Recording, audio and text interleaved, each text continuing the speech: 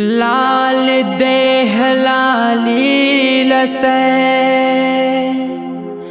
अरुधर लाल लंगू वज्र देह दानव दलन जय जय जय कापिसु।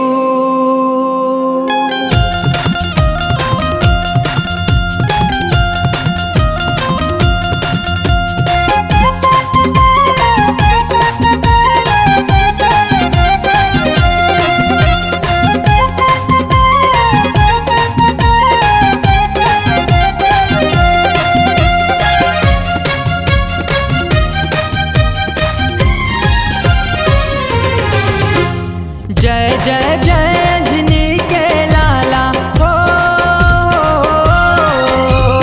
जय जय जय अंजनी के लाला लंका मगधर मताए हो। सिया राम सिया राम सिया राम जी के दर्शन पाए चीर के छाती दिखाए हो। सिया राम जी के दर्शन पाए चीर के छाती दिखाए हो। जय जय जय अंजनी के लाला हो।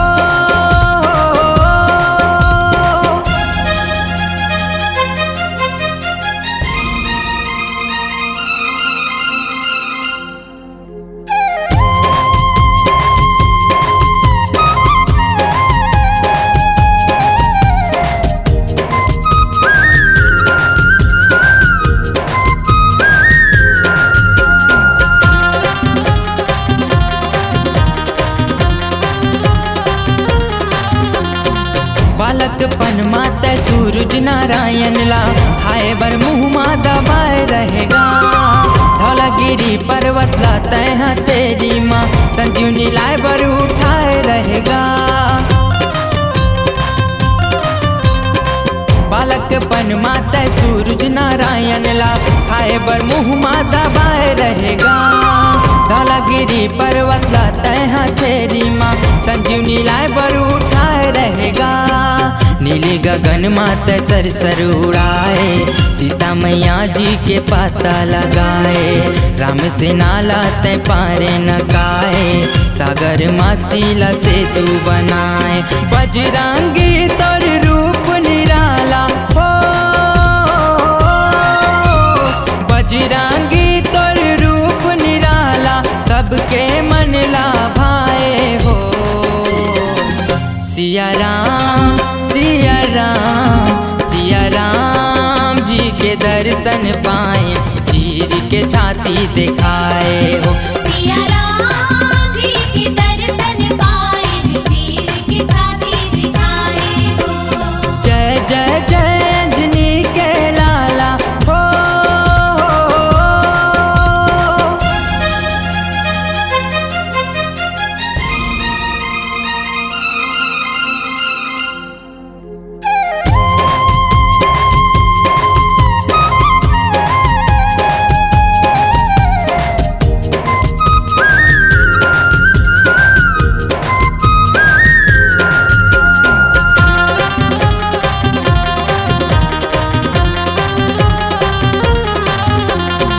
पापी घमंडी गा अक्षय कुमार ला भूया मत यहाँ पछाड़ डारे हो। अही रावण ला पातालपुरी जाके जान सहित ओला मार डारे हो। पापी घमंडी गा अक्षय कुमार ला भूया मत यहाँ पछाड़ डारे हो। अही रावण ला पातालपुरी जाके जान सहित ओला मार डारे हो। राम लखन लागत यहाँ छोड़ाए भूत प्रेत देखे तोला डराए। मारुति पार तोर कोनो नहीं पाए सबके बिगड़े काज बनाए। हाथे गदा है कपी मुख वाला हो, हाथ गदा है कपी मुख वाला अचरज महिमा दिखाए हो। सिया राम सिया राम सिया राम जी के दर्शन पाए चीर के छाती दिखाए हो। सिया राम जी के दर्शन पाए चीर के छाती दिखाए हो। सिया राम जी के दर्शन पाए चीर के छाती दिखाए हो।